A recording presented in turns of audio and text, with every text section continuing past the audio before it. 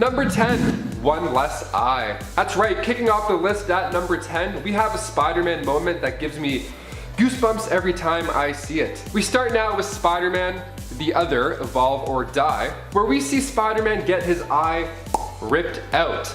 Yeah, Morlun put Spider-Man through quite the battle, but ultimately it ended with his eye being a midnight snack. Spider-Man even compared being hit by Morlun to being hit by the Incredible Hulk, saying how he's never been hit so hard in his life.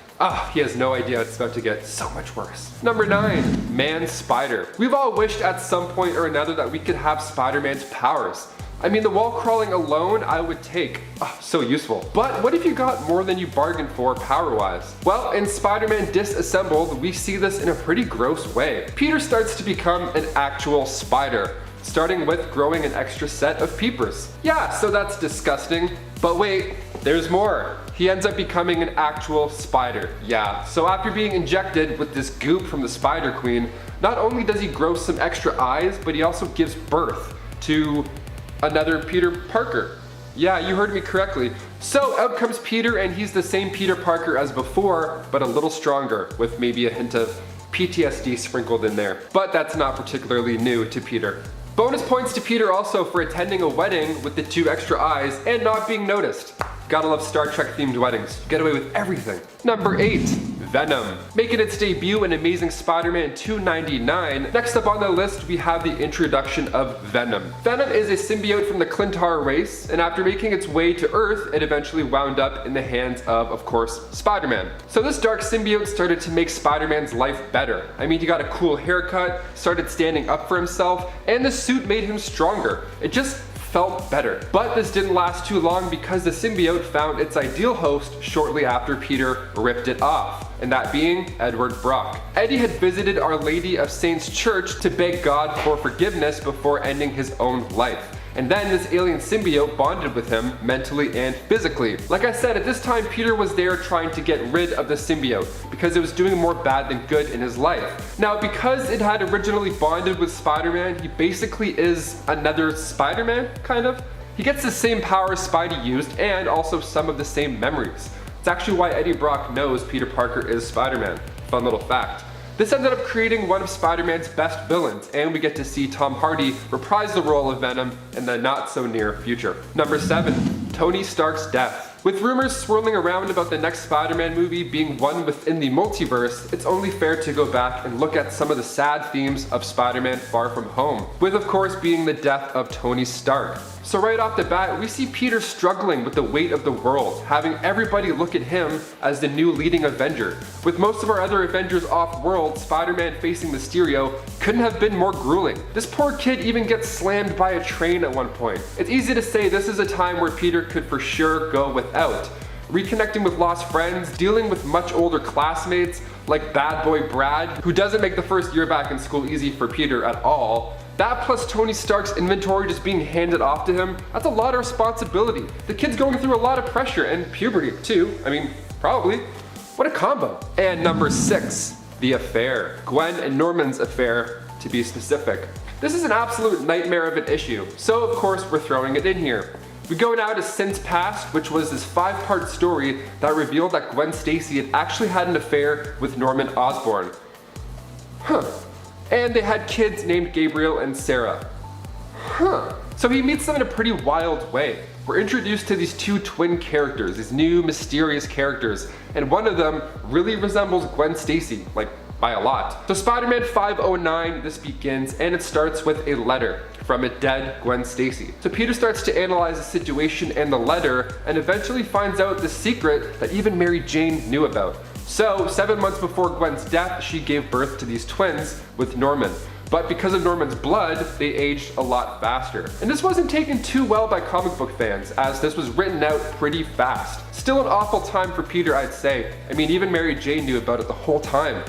So many secrets, so little time. Number 5, Doc Swap. This is a body swapping story that might make you pretty uncomfortable. So we go now to the Amazing Spider-Man 700, where we find a dying Dr. Otto Octavius. So Octavius switches bodies with Spider-Man, so that Spider-Man would die in his body and then he would live on inside the body of a superhero and do some good.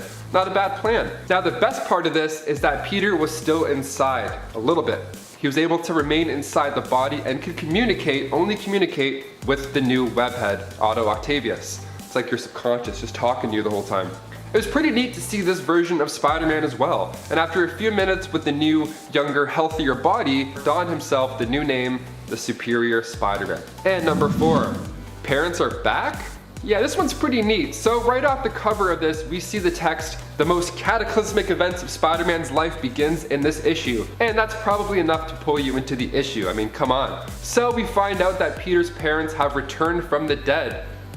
So in the Amazing Spider-Man issue 365, we meet them again. Peter comes home and Aunt May's like, hey, I'm here with our new guests. And Peter's like, oh, new guests, those are always fun. Are those my parents? Yes, Peter's parents had returned from the dead. Well, rather, they had never died to begin with. Let me explain. So they went on to explain how they were alive and working for Red Skull in secret for years. Only it was later revealed that they were evil androids the whole time. So his robo-parents were actually collecting some intel about Peter to give back to Chameleon. Chameleon created these fake parents for Green Goblin. So many lies. Just a web of lies. Spider-Man web of lies. Now we get it. And number 3. Gwen Stacy's death. This one left average moviegoers stunned in theaters when The Amazing Spider-Man 2 hit the big screen.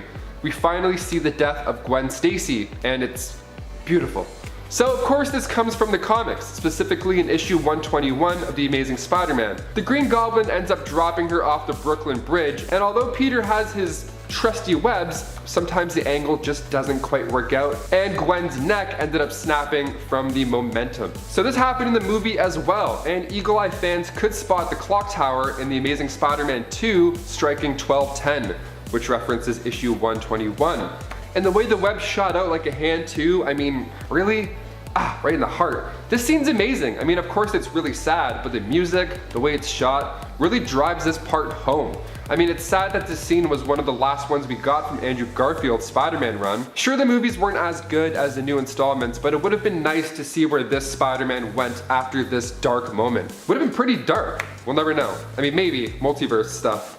We'll see. And number 2, identity not so secret. If you stuck around until the very end of Spider-Man Far From Home, you were treated to a pretty sweet teaser.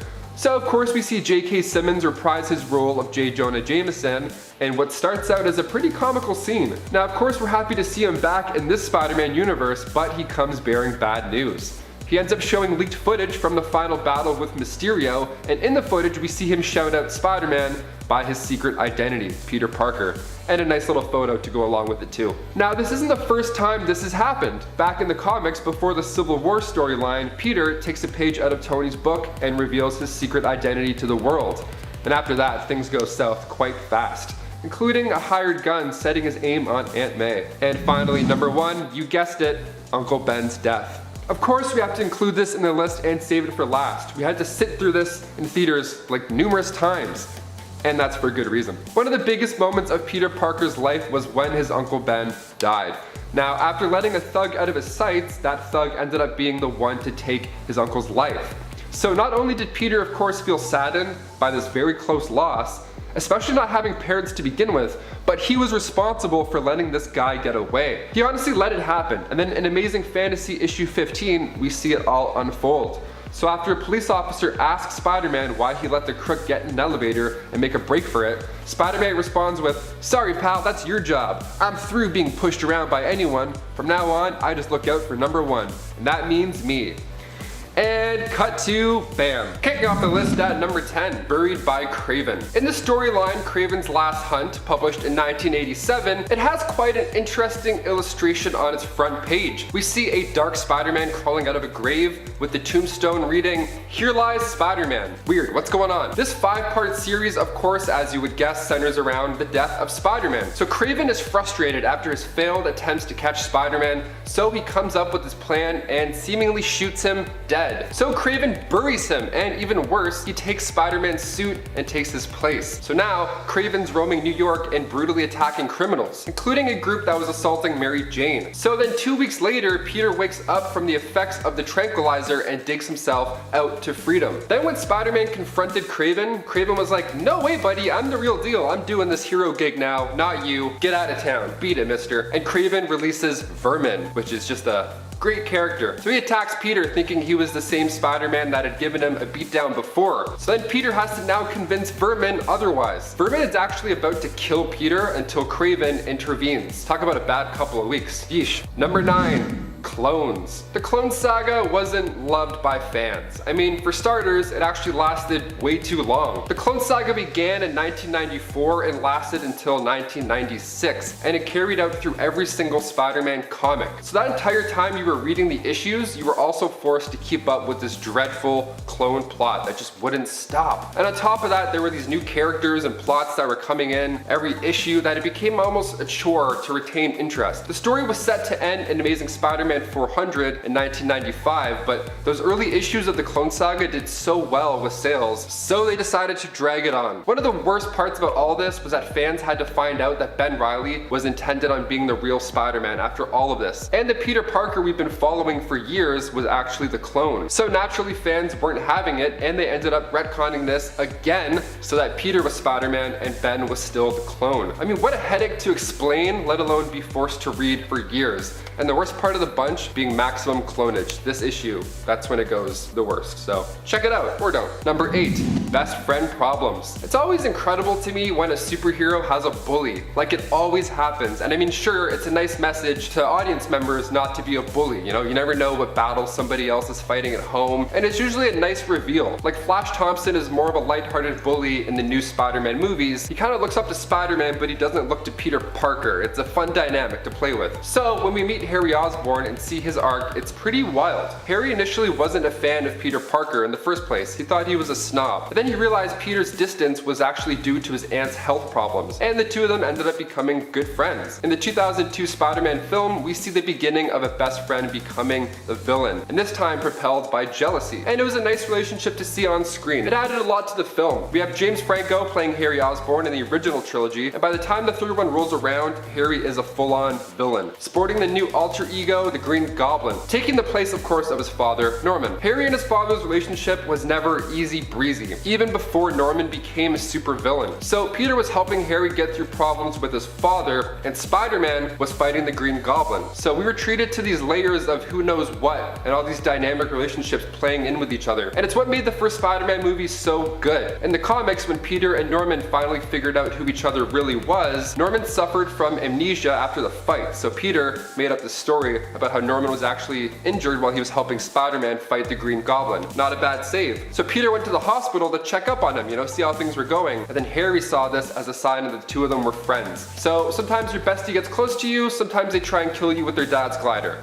You get what you got. And coming up at number 7, hit by a train. In Spider-Man Far From Home, we see Peter go toe-to-toe with Mysterio, a villain fans have been begging to see on the big screen for years. And Mysterio does a pretty good job convincing Peter that what he's seeing is real. But what Peter doesn't expect is a real-life train to hit him going really fast. There have actually been conversations online about how this hit should have killed Peter. He got hit by an Ice 3 bullet train, and one Reddit account went so far as to actually do the math on how Peter should have died with the speed and the momentum of the train. Also, that's a lot of effort. Just lie to us. Say he would have been fine. Don't tell us he would have died. Not only does this hit injure Peter, but once he slowly climbs onto the train and collapses, he's taken like almost 2,000 kilometers away to the Netherlands, where Happy has to pick him up in a field of tulips. This was a great part in the movie. I mean, seeing him lose everything and barely obtain the strength to go back and fight Mysterio again, you love to see it, but you also hate to see it, you know? And number 6, extra arms. The Spider or the Man.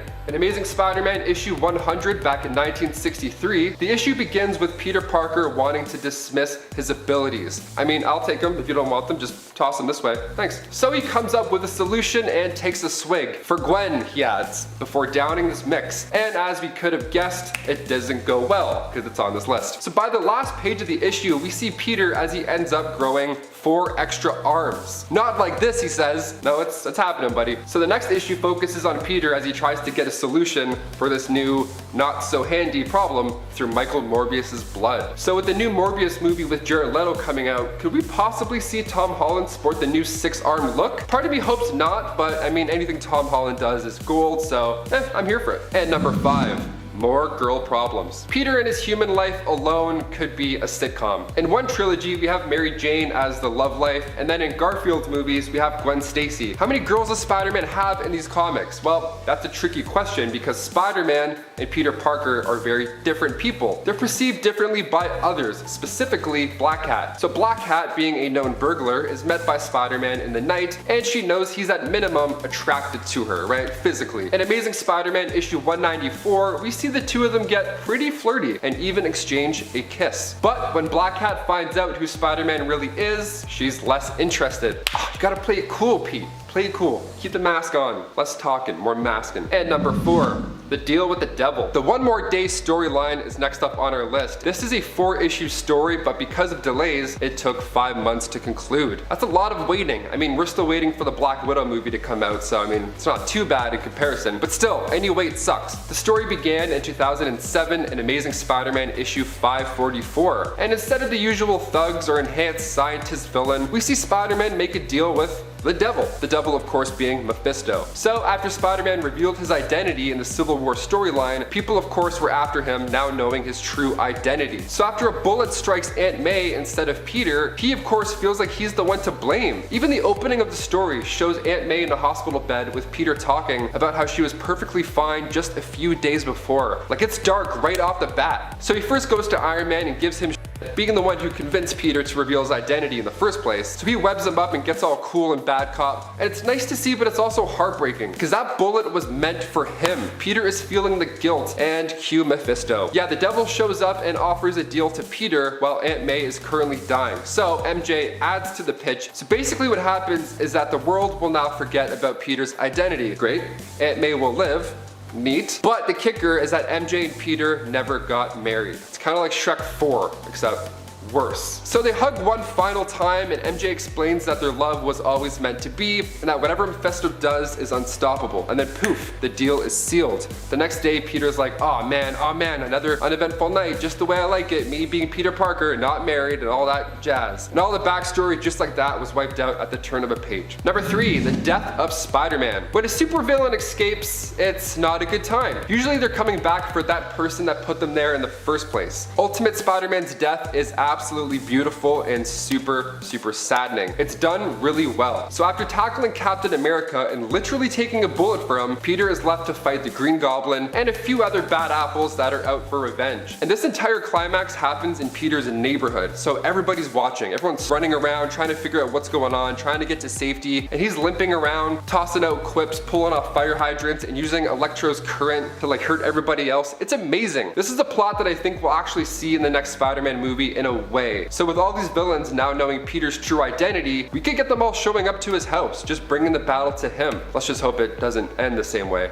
with Peter's heroic demise, that is. Number 2, Curtis Connors. It's always fun giving one of your favorite teachers a hand in a project or something, but I mean, giving them a hand literally could end up pretty bad. In the comics, Dr. Curt Connors lost his arm due to an explosion in a war and started to spend his life researching on new ways to grow it back. Hence the lizard growing the tail back thing. You got it. So once this finally happened, there were a few side effects. We see his arm grow back, but then as we see in the Amazing Spider-Man movie, Dr. Curtis Connors also becomes a full-on lizard. I mean, sure, lizards can grow their tails, but when you add that in with a human driven by rage and mixed DNA, the brain can alter as well. And his story arc begins with Amazing Spider-Man 6, and it's really cool. Especially if you've seen the movie, if you haven't quite read the comics, this is a nice little backstory that they didn't explain too much. And finally, number 1, he gave MJ cancer. You heard me. In Spider-Man Dark Reign, we learn a lot what Spider-Man's powers can do. The ability to climb walls, amazing. Shoot webs, ha, how fun. But when it comes to reproducing,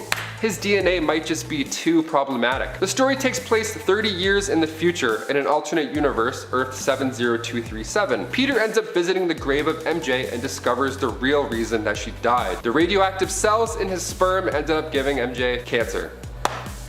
Yeah. That's what? Peter had the choice of staying with her when she was dying or attend gunshots outside as Spider-Man. He left her, and when he came back, she had already passed away. Super sad. This made Peter vow to never become Spider-Man again. It's a pretty dark story, and the whole giving MJ cancer thing, I mean, I hope we never have to relive that on the big screen ever. Not even anytime soon, just never in general. That would be great. Number 10, stopped a train with his body. In the second Spider-Man film starring Tobey Maguire, Spidey goes through some burnout after losing MJ to John Jameson and having his friendship with Harry Osborn fall apart. During this time, he's lost his spider powers and he gets attacked by Doc Ock. After an intense battle, the Mad Doc leaves Spidey to rescue a rogue train heading off of the rails. Pete, having already taken off his mask, puts himself directly in the line of danger and is stretched to the point of nearly breaking in two as he gives everything he's got to stop the train. The effort leaves him battered, bruised, and barely conscious, and in a touching moment, the citizens of New York move him to safety and return his mask, swearing that they won't tell a soul.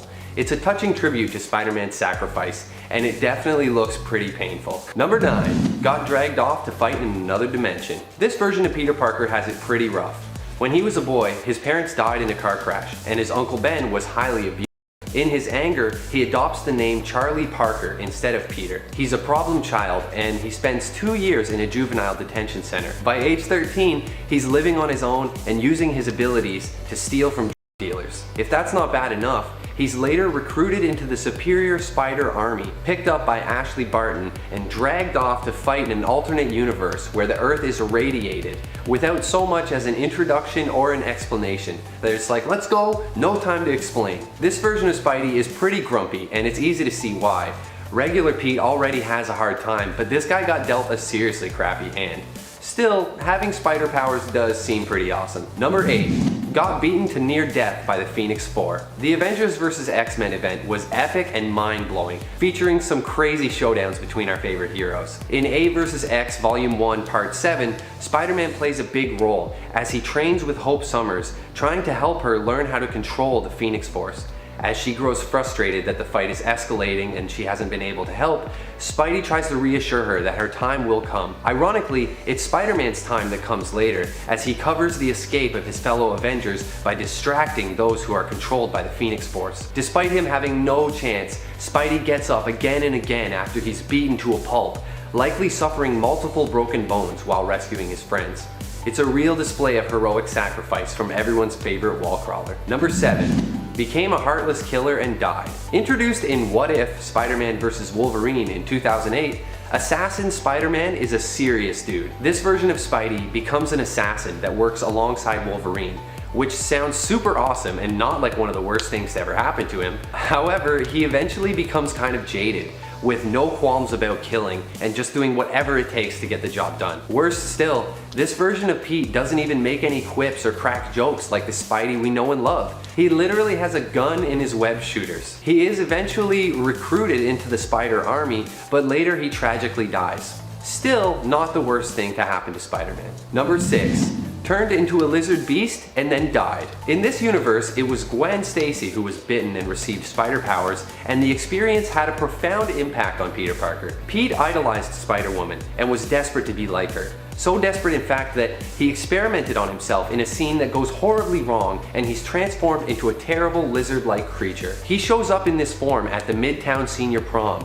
where he does battle against Gwen. After a serious beatdown, Peter returns to his human form, but he still dies from his injuries. Being dead has probably got to be one of the worst things that's happened to Peter, but it's not as bad as all the suffering that some other versions of Spider-Man go through. Number 5. Became a werewolf. This version of Spidey appears in Marvel Zombies Army of Darkness Volume 1. He doesn't really have a large role or anything, but being transformed into a werewolf has got to be a new low for Spidey. In the comic, we see him with big old wolf ears and big hairy arms ripping out of his costume, and it is not lit. Can you imagine werewolf Spider-Man swinging through the moonlit sky chasing you down to eat you? Yikes. The werewolf web-slinger and his fellow superhero werewolves ravage the world and eat Galactus, later chasing after Ashley Williams when he appears in this universe. Number 4. Killed by Thanos. Is there anything worse than ceasing to exist? When Thanos performed his legendary snap with the Infinity Gauntlet, literally half the universe was wiped away, but I was too busy worrying about Spidey to even comprehend the destruction. Seeing Spider-Man disappear like dust on the big screen was seriously heart-wrenching for a lot of people, but it also spawned a generation of hilarious memes, perfectly balanced as all things should be. Luckily for us, these events are undone eventually, but man, there's nothing like seeing Spider-Man die to sober you up. Number 3. Became one of the 4 horsemen of Apocalypse. This has actually happened to Spider-Man on 2 different occasions. once in Cable and Deadpool number 15 in 2005, and then again in Avengers Volume 4. In these two stories, Apocalypse unleashes his master plan for world domination, which includes recruiting 4 people he finds fit to be his Horsemen of the Apocalypse. The 2010 version is especially horrifying, with Spidey being horribly mutated into this hairy white beast, seemingly fused to a horse-like creature that looks like it's made of webbing. Being used by evil bad guys is bad enough, but being turned into a hideous monster for that is definitely not Spider-Man's finest hour. Number 2. Ben, the last person alive on Earth. This version of Spider-Man is actually Ben Parker, in an alternate reality where he received spider powers when he accompanied his nephew Peter to a science demonstration and was bitten by a radioactive spider. Ben decided to use his powers to help others, but retired after his nemesis, the Emerald Elf, discovered his identity and killed his wife and Peter. Later on in life, Ben is approached by Ezekiel Sims, who warns him of the imminent arrival of Morlun, devourer of totems, on a mission to destroy all spider-folk. Ezekiel allows Ben to hide in his bunker under Sims Tower, and while he's there, the whole city of New York and presumably the world is subjected to nuclear destruction. He only emerges from the bunker later when the other spider totems arrive in the universe to enlist his help. He is reminded by the OG Spider-Man of his own advice about great responsibility, and he suits up one last time to help the Spider Army. It must have been really lonely just sitting around in that bunker though. Damn. And here we are at number 1. Turned into a zombie and ate Mary Jane and Aunt May. This one is just seriously messed up. So in this story, a zombie virus is infecting heroes like Luke Cage and Hawkeye, and eventually Spider-Man as well. After being bitten by Colonel America, Spidey takes a punch that dislocates his jaw, and then in this fight realizes the level of destruction happening all across the city. He realizes in the moment he's gonna have to go save Mary Jane and Aunt May, so he just bails, swings off to go and save them ASAP.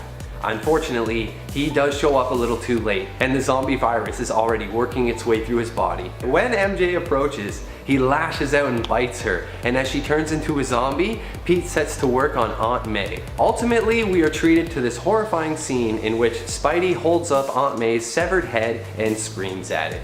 Yeesh. Number 10, drugged and tortured. Classic. Those are 2 things you never want to happen to you, in that order either. Age of Ultron was an event that went down in 2013, and I gotta tell you, nothing is worse than waking up and realizing you slept past your alarm. You feel panicked, you feel all hot in your chest, you feel stupid, and you still feel tired. Worst of all, you don't even get any more rest. It's just stress and anxiety all in one ball. But how about sleeping through the end of the world?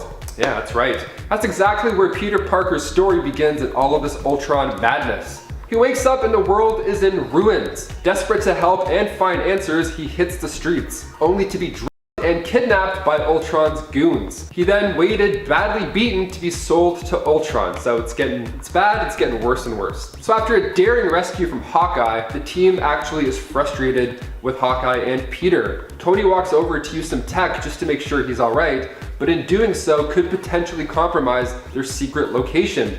Damn you, Tony even says to him.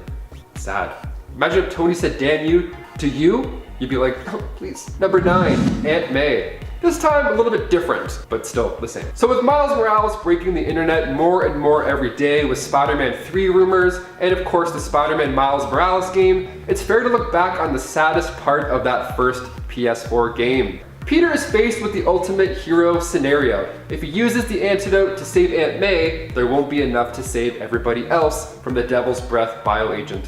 And it's really well done. I mean, many gamers, including myself, definitely shed a tear at this point. My throat got tight. I was like, hey, skip, I don't want to see it. What if we use it to cure someone right now? Then there won't be enough to cure the others. So when the game was being made, interestingly enough, the big ups didn't want them to kill Aunt May at first. But then once they saw the flow of the story and how things were playing out, they simply said, you can kill Aunt May, you've earned it.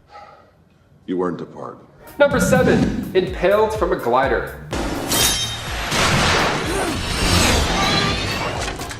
So in the movie, it's a well-timed backflip that ends up taking out Norman Osborn. And the best part is, Norman does that to himself. He's like, and then he goes, whoo, and gets it. It's awesome. His own glider kills him. What a life lesson right there. Don't be a So stupid. Like no one's there, I'm like, sorry. Well, in the comics, it went down a little bit differently. See, Ben Reilly was a clone, of course, created by the Jackal and went by the name of the Scarlet Spider. And it was him who in fact got smoked by this glider, causing his death immediately afterwards, revealing that Ben Reilly is indeed the clone. Number 6, he loses a leg. I have a great arm and leg joke at the end of this one. Here we go. It took me an hour, I'm like, that's it. Peter Parker, this time from Earth 982, aka the MC2 universe. So after a battle with the Green Goblin, Peter ends up losing his entire left leg. So this happened about 2 years after the birth of his daughter, May, and the incident was so horrific for Peter that he quit.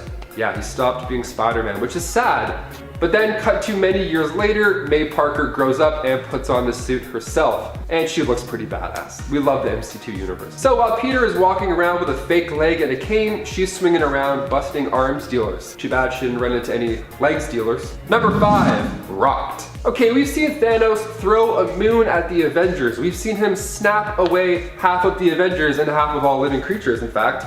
But hand to hand, the Mad Titan is still brutal. If we look back now on the Infinity Gauntlet event, this was a wild ride. I mean, Wolverine's bones turn into rubber, Cyclops gets smothered by a clear block, Iron Man gets his head cut off. It's violent, it's spicy. And then Spider-Man, we see him get a face full of rock. Yeah, Traxia straight up beats him to death and then finishes him with a rock. That's some like caveman stuff right there. I mean, at least Thanos made the deaths of the other Avengers somewhat quick. I mean, come on guys. I feel like if I had to pick one way to go with Thanos, I would much rather be turned into dust than having a rock here. This is already messed up enough, we don't want that. Number 4, he exploded. Yeah, so we touched on Marvel Zombies in part 2 or 3 or 1. We lose track here, okay? Spider-Man's had a rough go. But in Marvel Zombies Return, we see Spider-Man after he gets transported to another world. Classic. But this time, the field trip goes dark when Spider-Man realizes he's in the past. So there's a lot of zombie stuff on the up and up. So the zombie Spider-Man in this world ends up having some of Sandman's crew for lunch. So Sandman gets out of Dodge, right? But upon doing this, he bumps into the Spider-Man and he's like, oh, you again, you're not eating me, buddy. And then Sandman puts himself into Spider-Man's mouth, which is kind of like eating him, idiot. Which already, worst case scenario, would have that much sand in your mouth. And then to make things even worse, Sandman then grows and moves around until he explodes out of Spider-Man. Like a gender reveal balloon. It's like, pah, it's sand. Just kidding, it's sand. You made a delicious sandwich. So did you. Very crunchy. Number 3, he was crucified. That's right, in X-Men issue 191, we see our boy Pete on the front panel with the words Raiders of the Lost Temple written at the top. See, this issue is a lot of fun for everybody, but of course, Spider-Man. The issue begins with the Avengers and the X-Men trapped in this world where Kulan Gath has made everything a little bit old-fashioned, like very old-fashioned. His spell turned cars into horse-drawn carriages. It turned guns into swords, which way more fun in my opinion, and police officers turn into civic guards. The whole city becomes medieval times, it's insane. Then Spider-Man gets crucified and tortured, even admitting that he didn't think it would be possible to hurt so much. And Gath's barely begun. Yeah, he was upset. Honestly, he was one issue away from Ramsay Bolton walking in and calling him Reek instead of Pete. Going for the Game of Thrones fans, there you go. Number 2, he dies. Again.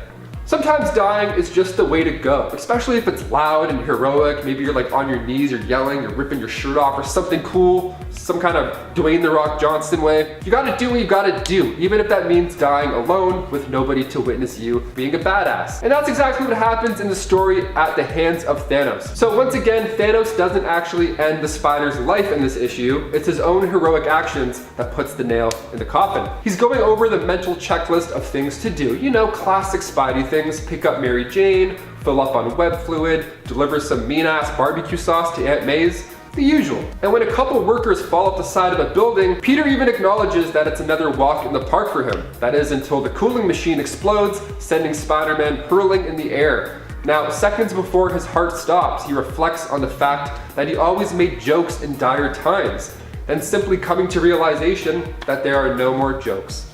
And crash, the barbecue sauce breaks off the ground as Spider-Man dies.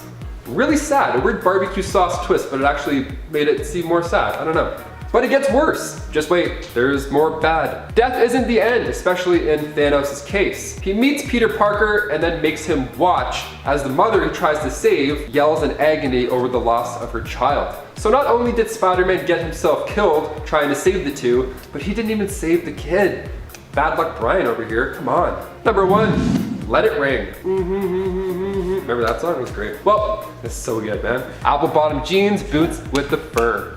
Alrighty, we'll finish off this list with one of my personal favorite moments of the Spider's horrible run with luck, maybe because I'm claustrophobic and this one triggered me. You've been warned. Spider-Man 300. There's a huge brawl with Venom and Spider-Man, and it's a lot of fun, right? A lot of webbing, a lot of punching and kicking and thwips. And at the beginning, Spider-Man is trying desperately to reach the Fantastic Four's Sonic Blaster, right? Just one little pew, and we're good. Eddie Brock is doing his villain monologue stuff, and Spidey's like, yeah, keep talking, and he's trying to reach his blaster, and then Brock notices and slams him through the floor. Then Venom knocks him out and then Spider-Man wakes up upside down. Yeah, he's webbed up to this giant bell. So when the clock strikes midnight, that heavy clapper, it's gonna kill him. It's gonna get him right in the head. It's kind of like Saw in a way. It's really twisted. So in a last minute attempt, Peter barely manages to squeeze his hand out, stopping the bell from ringing. But of course, it's not easy. It's only time before the constant hitting will crush the bones in his hand. And he acknowledges this too. He knows that he's in a sticky situation. After barely escaping, the bell does finally ring. And if Peter sticks around, he too would die along with Venom. So even if you win, you lose. That's life. That's how life goes. Sometimes you're stuck between a bell and a hard place. Literally. Number 10, Symbiote Spider-Man. Obviously, we have to start off this list with a classic. Introduced in 1989's What If Volume 2 Number 4, we're given a glimpse into the life of Earth 1089's Peter Parker after his suit bonded with the Venom symbiote. In this reality, the symbiote couldn't be removed from Peter Parker even though the Fantastic Four and other heroes tried using a combination of magic and science. It ended up taking over Peter's mind and body, feeding off his adrenaline, causing him to age at a very rapid rate. Once his body couldn't sustain the symbiote any longer, it used him to possess the superheroes like Hulk and even caused the death of a few others. Free from the symbiote's control, it's then revealed that Peter Parker has now aged to 85 with not a whole lot of time left. He was later found dead by Mr. Fantastic, surrounded by research on how to kill the symbiote that he was once bonded to. Although it was out of his control, Symbiote Spider-Man was considered even worse than Venom, one of the most sadistic villains in the Marvel Universe, and unfortunately he never really got that redemption. Number 9, Peter Parker, Earth 9591. Now we're all familiar with the origin story of Peter Parker, you know, spider bite leads to powers, leads to the birth of the friendly neighborhood Spider-Man, but have you ever wondered what it would look like if things took a bit of a different turn after that spider bite? Well, wonder no longer, because in 1995's Ruin Number 2, we're actually introduced to a different Peter Parker who isn't so lucky. After being bitten by the radioactive spider, Peter develops a total of 0 powers and is instead infected with a mutant virus that ultimately leads to his death. This Earth never gets the chance to meet the hero Spider-Man, and instead they're given a rash and scar-covered Peter Parker who was forced to live the remainder of his life in quarantine so he wouldn't infect anyone else. You know, I always wondered what would happen like realistically after that spider bite, but man, I really didn't think it would be that dark. Number 8, Ghost Spider. Now, this is one of my favorite costumes in the Spider-Man PS4 game, so you know I had to add it to the list. On Earth 11,638, Peter's Uncle Ben wasn't ever murdered and actually helped him hone his skills as the Amazing Spider. Despite this, he doesn't always use his abilities and intellect for good, and thanks to the resources from his lab, Parker Technologies, the Amazing Spider found a way to bring over other Spider-Men from different universes and absorb their powers. After bringing Earth 616 Peter Parker into his universe, the Spider is convinced by him that what he's been doing isn't heroic at all.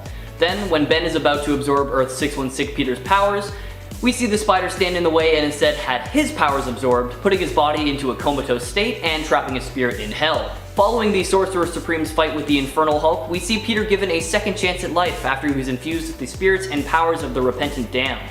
Now possessing powers similar to Ghost Rider along with his Spidey powers, he awakes from his coma as the Ghost Spider and uses his second chance to correct some of the mistakes he's made already. Check him out in his first appearance in 2011's Amazing Spider-Man Annual Number 38. Number 7, Superior Spider-Man. Following an insane life that deserves a read if you're not familiar with it already, Otto Octavius transplanted his mind into the body of Peter Parker, leaving Peter in his body. Still retaining Peter's memories, he was able to trick all of Peter's loved ones into thinking nothing was wrong. Otto believed that he could be a better Spider-Man and, following the death of Peter Parker, took up the role as the superior Spider-Man, upgrading the spider suit to better fit his needs. Many battles ensued, and then it's revealed along the way that Peter's consciousness still lived on inside his body, and after the Goblin King kidnapped Anna Maria, Otto's love interest while in Peter's body, Otto begins to hesitate to save others as he has a chance to save her and doubts he can save everyone without having time to plan. Peter's consciousness pushes him to save the child who is also in danger at the same time, and Otto realizes that Peter is more deserving of the role of Spider-Man and completely erases his consciousness so that Peter can take control of his body once more and save everyone.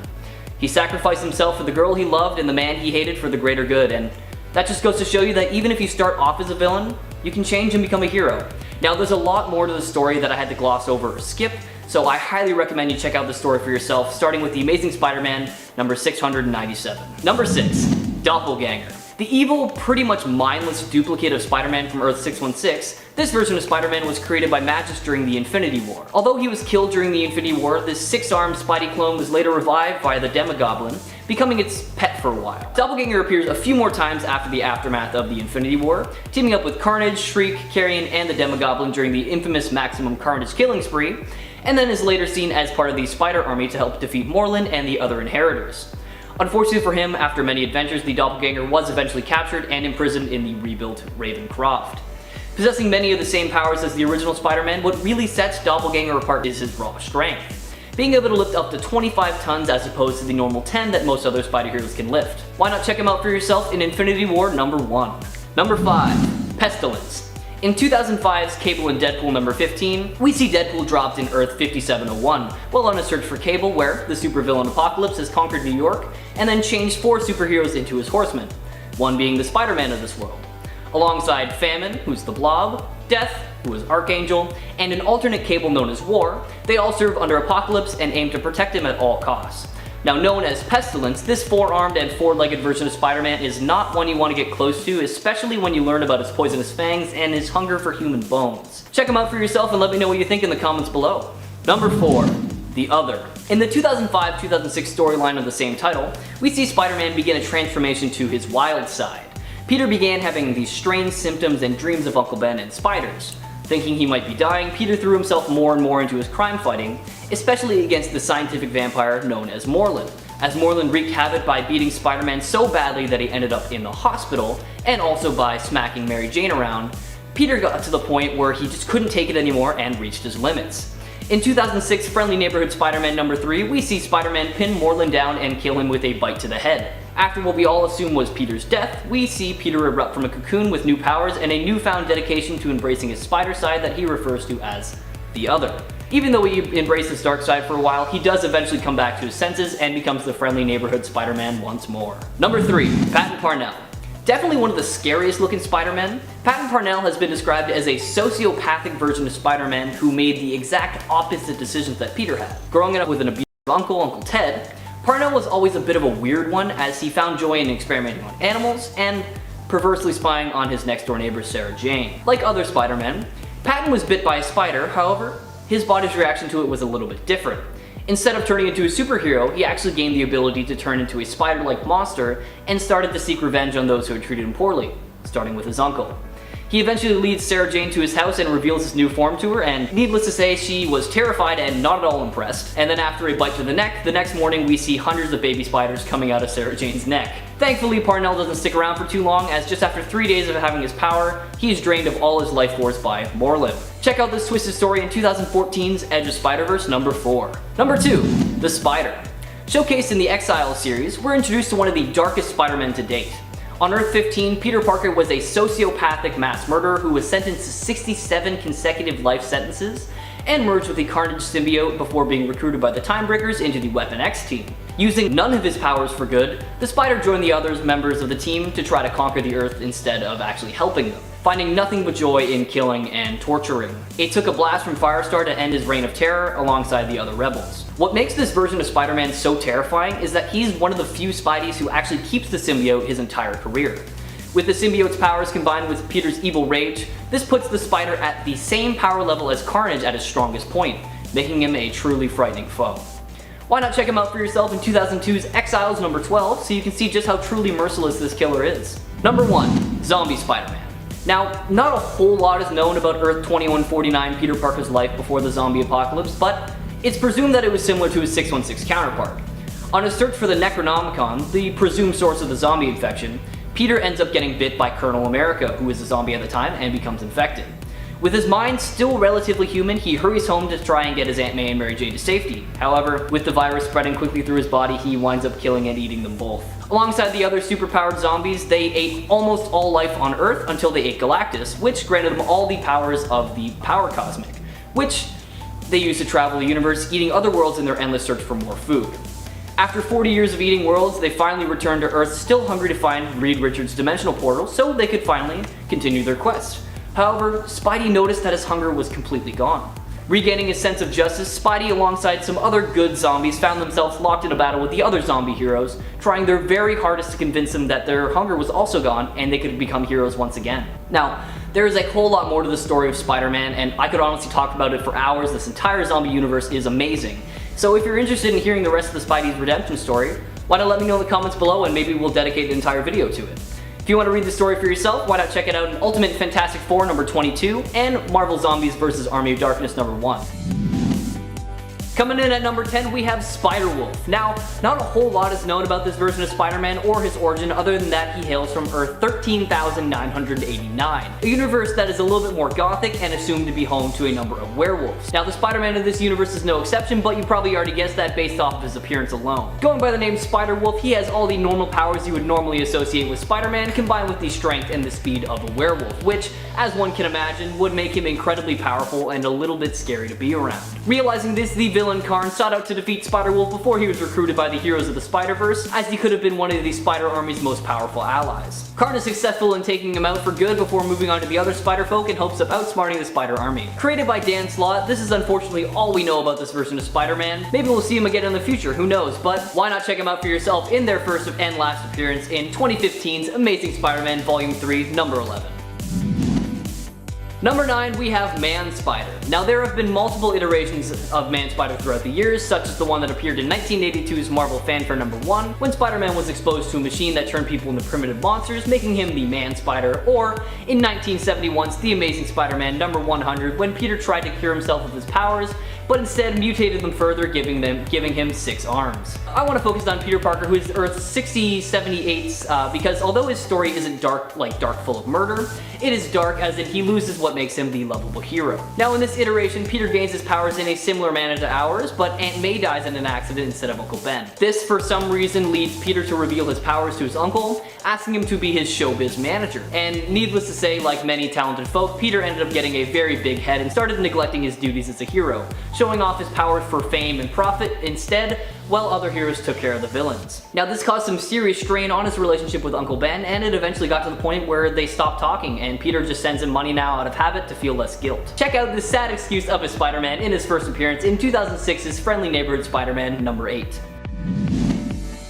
Number 8, the Imperfect Spider-Man. Coming to us from the critical flop Marvel Nemesis Rise of the Imperfects, we have Earth's 50,701's Peter Parker, and from what we see, he is basically Earth 616 Peter Parker with a bit of a darker twist. Now if you're not familiar with the plot of this video game from 2005, that is absolutely okay. You did not miss very much, and it was not a good game at all. In the story mode, we see Spider-Man, the Thing, Wolverine, and Elektra captured and injected with a developed by an alien scientist that corrupted them and turned them into bloodthirsty killers. The now brutally violent and eager to fight heroes face off against each other in a Coliseum type battle. Thankfully, it didn't last long before Spider-Man was able to fight the drug and escape, leading the fight against a group called the Imperfects that had been infected with the same. Now, obviously they come out on top because it would make for a pretty terrible story if they didn't. Although this game was a massive flop, it did spin off into a very interesting series called Marvel Nemesis: The Imperfects, and within 6 issues they did a better job of explaining exactly what happened in that universe. So if you're curious, check out this limited run for yourself, or honestly, if you're a fan of bad video games and you still have a GameCube lying around, maybe try and find the game. Number 7, Spider-Cyborg. On the apocalyptic Earth 2818, operating in the year 2099 AD, we have a slightly darker version of Peter Parker who, alongside his spider abilities, gains some cybernetic enhancements as well. Equipped with cybernetics covering most of his body, giving him stronger legs, metallic claws, enhanced vision, and even a sonic cannon for an arm, this Spider-Man does not come to play. Essentially, Spider-Cyborg was the perfect combination of Marvel Spider-Man and DC Cyborg, making him into one of the most powerful heroes in the Spider-Verse. Now, unfortunately, like many of the other strong alternate Spider-Men, Spider-Cyborg was immediately targeted by the villain Karn due to the threat that he posed. However, the superior Spider-Man appeared just in the nick of time and defeated the villain. Joining forces with the superior Spider Army, Spider-Cyborg attempts to defeat Karn alongside the other Spider heroes, but is eventually destroyed by Deimos when the Inheritors invaded their home base on Earth 928. Now that's all we know about this Peter Parker, which is kind of disappointing because he definitely has a badass backstory, otherwise he wouldn't have so many cybernetic enhancements. If you know anything more about this character, well, let me know in the comments below, but in the meantime, why not check out his first appearance in 2014 Superior Spider-Man number 33. Number 6. Spider-Side. Believing himself to be the real Peter Parker, this Spidey clone was specifically engineered by the Jackal to kill the real Peter Parker, Ben, Kane, and Mary Jane. As a clone, he possesses many of the same abilities the real Peter has, such as superhuman strength, speed, and wall crawling, and spider senses, but what really sets him apart is his complete control over his molecular structure. With this ability, Spider-Side is able to extend his limbs, shapeshift, control the density of his body, and so much more. He actually uses this to simulate the artificial webbing used by Spider-Man by turning parts of himself into semi-liquid and just flicking it around. Adopting the name Spider-Side after the Jackal jokingly said that this Peter would commit mass Spider-Side for him, he actually followed through and once released a toxin in the air that killed 2,600 people across the state of Pennsylvania. Later, Skyer removes his clone degeneration factor after he betrays the Jackal, and good thing he does because that kept him alive for a little bit longer until he eventually fell off the roof of the Daily Bugle and was put in a stasis chamber, preventing him from ever being a threat again. First appearing all the way back in 1995 as Spider-Side in New Warriors number 61, check out this clone's short run as part of the Spider family for yourself.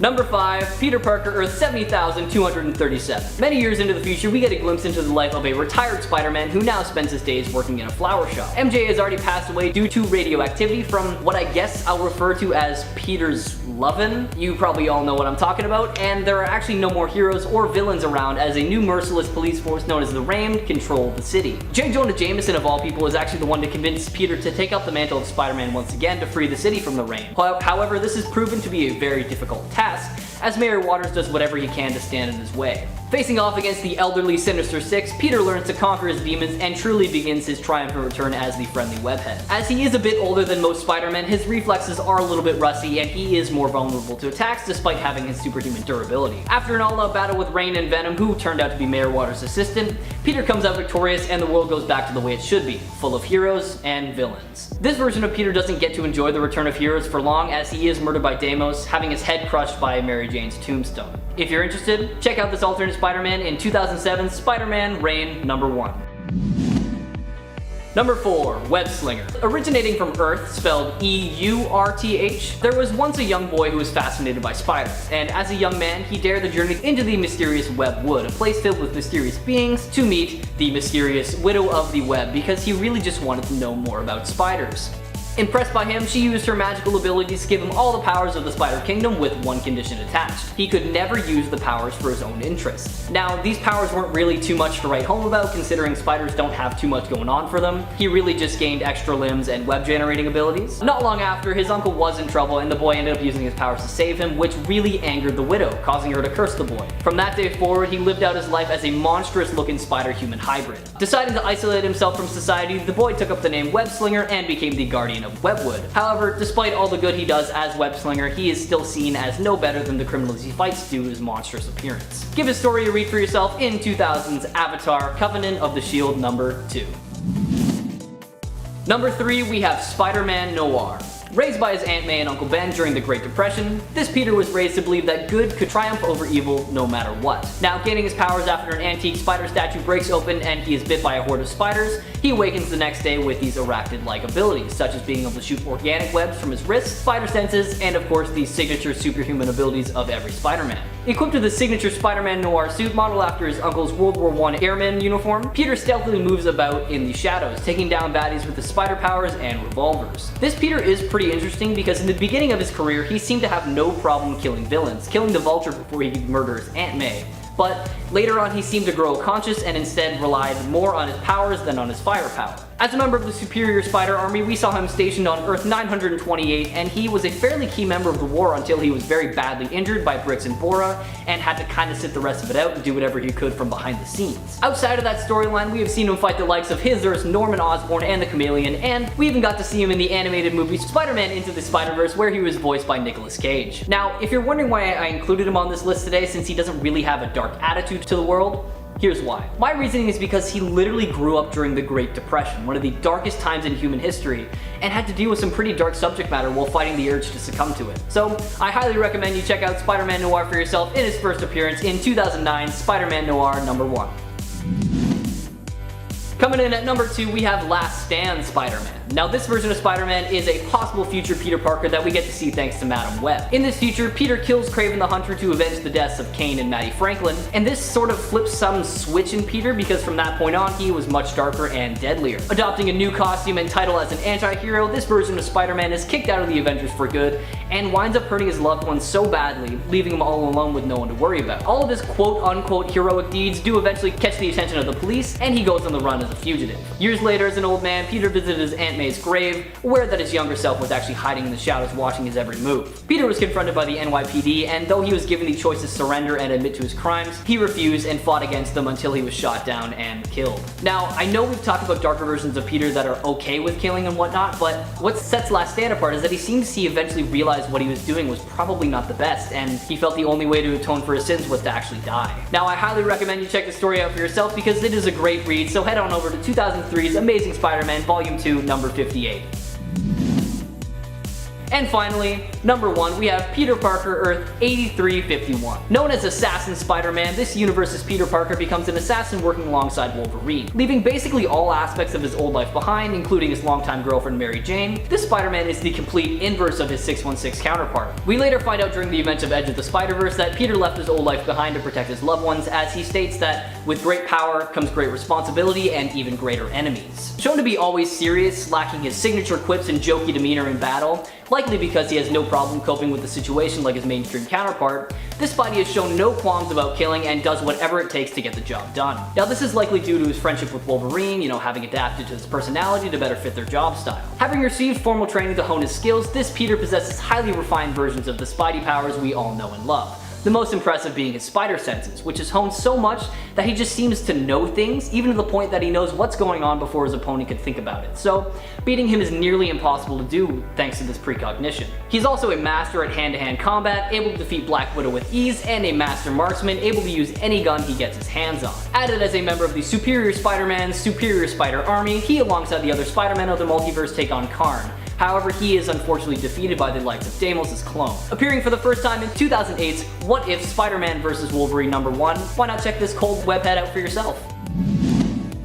Number 10, Spider-Man Earth 10,011. Starting off with a pretty dark one hailing from the Cancerverse. Now, what is the Cancerverse, you ask? Well, on Earth 10,011, life finally defeated death, and for some reason, with such a surplus of life being fueled by the many angled ones, this caused every living thing on Earth to be corrupted and basically turned into living corpses that will do their bidding. Now, it's a really interesting story, so check it out for yourself in 2010's Realm of Kings #1, but anyways, let's get back to the Spider-Man. She is one of the grotesque creatures we see go head to head with the Cosmic Avengers, when they attack Sanctuary 2. Now, we don't get to know her for very long since she is beaten to death by Ronan the Accuser shortly after her introduction, but from what we can see, I can understand why you wouldn't want her around for too long. Possessing all of the proportionate powers of a spider, such as enhanced strength, speed, stamina, and reflexes, this Spider-Man also possesses spider-like fangs, arms, and a lower half, which they bring to the table, basically making them the spider equivalent of a centaur. So yeah, I really wouldn't want that charging at me at full speed. Check her out for yourself in her first and last appearance in 2010's Thanos Imperative #4. Number 9, Webman. Now, another one-off Spidey variant with not the most clever name in my opinion, but hey, who am I to judge? Webman is basically Spider-Man's evil mirror twin introduced to us when Spider-Man entered a room through a window and started looking at his reflection in a mirror. Now, what he didn't realize is that it was actually a one-way mirror, and on the other side was Dr. Doom, who jumped at the chance to use his twin machine to create a copy of Spider-Man. With all the powers of our friendly neighborhood hero, you would assume that this evil clone would be a formidable foe. However, he was created with the opposite traits of Peter, meaning he was actually quite stupid, and was not able to complete the task given to him him by Dr. Doom. Realizing this, Doom attempts to create another clone of Peter, but his twin machine is destroyed before he could complete the task, and this led to his arrest. Now, it's actually unknown where Webman ended up. He could actually still be out there somewhere, probably trying to find his way out of a wet paper bag or something, I don't know. Either way, why not check out Webman for yourself in his first and supposedly last appearance in 1977's Spidey Super Stories number 25.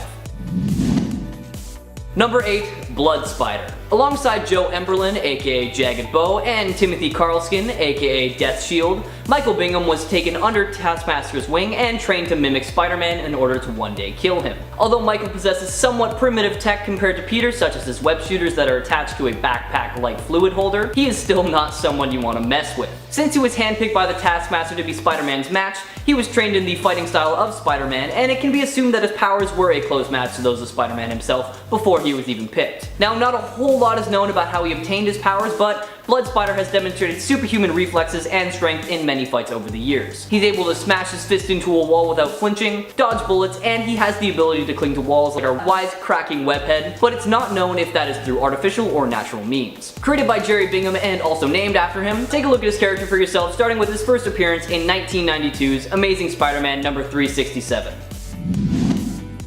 Number 7, Scarlet Spider. The Jackal's first attempt at cloning Peter Parker, Kane Parker was initially thought to be a success, but later degenerated and became mentally unstable. Discarded by the Jackal but allowed to live, Kane left and soon realized that his degeneration had actually amplified his powers and made him stronger than Peter. Able to lift up to approximately 60 tons, Kane also outclasses Peter with his super speed, stamina, and Mark of Kane, which is an ability he has that allows him to severely burn someone through skin-to-skin contact. Kane's major introduction into the Spidey world was during the Clone Saga, where he was tricked into believing the real Peter Parker was actually the clone, and he was determined to eliminate Ben Reilly, the actual clone, so his quote-unquote clone could live the life he wasn't able to have thanks to the degeneration of his body and mind. Now, that's all I'm going to say about the storyline because he does have to do some pretty twisted things, and I genuinely think you guys should all read it for yourselves. Since then, Kane has toned down his evil intentions and has used his powers for good, going as far as dying during the fight with Deimos as a member of the Spider Army, but that didn't last for too long because he does eventually come back to life. Now, obviously, there is so much more I could talk about when it comes to this character. He is such a great one and there are so many layers to him. It was so difficult to condense it all down. So if you want to know more, let me know in the comments below and maybe we'll dedicate an entire video to Kane Parker. But for now though, check him out in his first appearance in 1994's Web of Spider-Man number 119. Number 6, Spider Carnage. Just so you all know, I'm going to be talking about the Spider Carnage that we see in 1998's Spider-Wars arc in the Spider-Man animated series. Ben Reilly, also known as Scarlet Spider, but not to be confused with Kane Parker, was a successfully cloned Spider-Man created by Miles Warren. Hating that there was a double of him out there, Ben bonded with the Carnage symbiote, creating the terrifying and powerful creature known as Spider Carnage. With all the powers and abilities of both Spider-Man and Carnage, Ben devastated New York and intended to wipe out pretty much all of reality, but thankfully he was somewhat stopped by the Spider-Man of different realities. Traveling to another dimension to try and unfold his plan there, he gains the support of that world's Kingpin, but is eventually attacked by one of the various Spider-Men once again. Our friendly Spidey realizes somehow that Ben is not truly evil, he's just confused and hurt since both his Aunt May and Uncle Ben are gone. So he enlists the help of Earth's 31,198's Uncle Ben, who is able to appeal to the Peter within and calm down the beast. This unfortunately was not enough to unbind him from the symbiote though, and Ben Reilly decided to jump into an unbalanced portal, ultimately vaporizing both him and the symbiote. Now, even though this is an older storyline from the show, I highly recommend you check it out for yourself because it still holds up, trust me. So check out Season 5, Episode 12 and 13 of Spider-Man the Animated Series.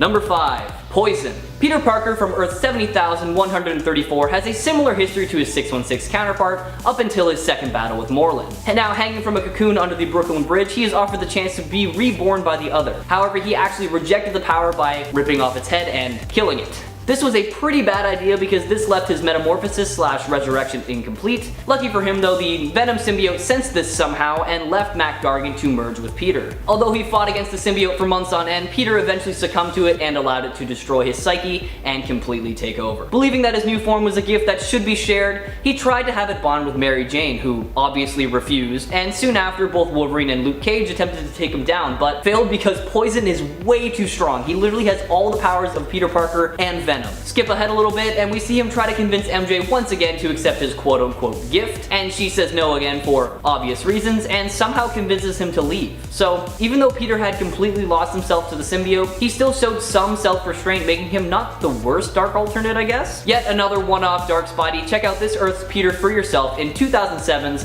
What If Spider-Man the Other number 1.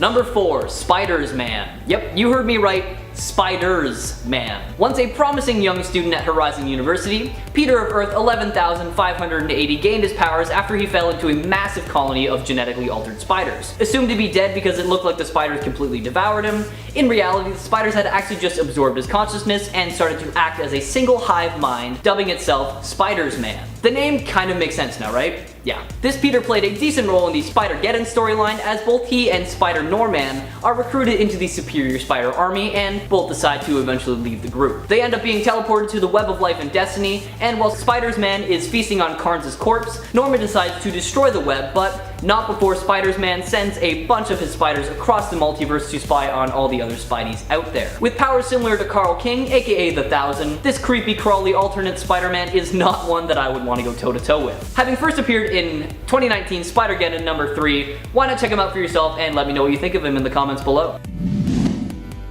Number 3, we have Masked Marvel. In 2018's What If the Punisher number 1, we are given a glimpse of what it would be like if Peter Parker was Spider-Man, but also the Punisher. Peter of this Earth, Earth 71,928, has a pretty much identical origin story to his 616 counterpart, until he decided to kill the burglar that killed his Uncle Ben rather than leave his fate in the hands of the police. From that point on, he decided that as Spider-Man, he would do anything necessary when it came to fighting crime, even keeping the gun that killed his Uncle Ben on him at all times, as a reminder of what had been taken from him and what he had to do to keep everyone in his life safe. With all the same powers of our familiar 616 webhead, this Spidey fights crime under the name of the Masked Marvel. Although he tried to avoid using the gun at all costs, this Peter had no issue pulling it out and killing someone if it was for the greater good. An excellent example of this is when the Sinister Six kidnapped his Aunt May and Betty Brant, and he had no other choice but to engineer weapons specifically designed to take out each member of the Six. Now eventually Peter meets Gwen Stacy and falls in love, and she ends up getting kidnapped by the Green Goblin, which once again forces him to create a weapon specifically designed to kill the villain. After this though, he actually retires his suit,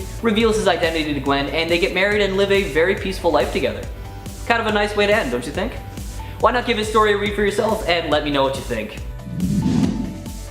Number 2, Brian Cornfield. Born and raised in New York City of Earth 616, Brian Cornfield was a huge Spider-Man fan and wanted nothing more than to get in contact with him. However, after his mother was mugged and killed, his motives changed and he wanted revenge on not only the killer, but Spider-Man for not saving her. After coming in contact with Dwarf, he was granted powers similar to Spider-Man and became Spider-X. What sets him apart from our regular old Spider-Man is that Brian is not very easy on the eyes, as he possesses 4 extra spider-like limbs coming out of his waist and upper back. And he also has razor-sharp fangs capable of tearing someone to shreds. After hunting down and killing his mother's killer, he began taking out as many criminals as possible because he truly believed he was created to bring justice to the world. Fast forward a little bit and we see Spider-X fighting his last battle against the mutant Paralyzer, who was trying to recreate Zax, and he ended up succeeding. In the fight against Zax, all the heroes present came together and defeated the giant electrical being, but the explosion actually killed both Paralyzer and Spider-X, and unfortunately, we haven't seen either of them again since. Check out Brian Cornfield for yourself in his first and last appearance as Spider-X in 1993's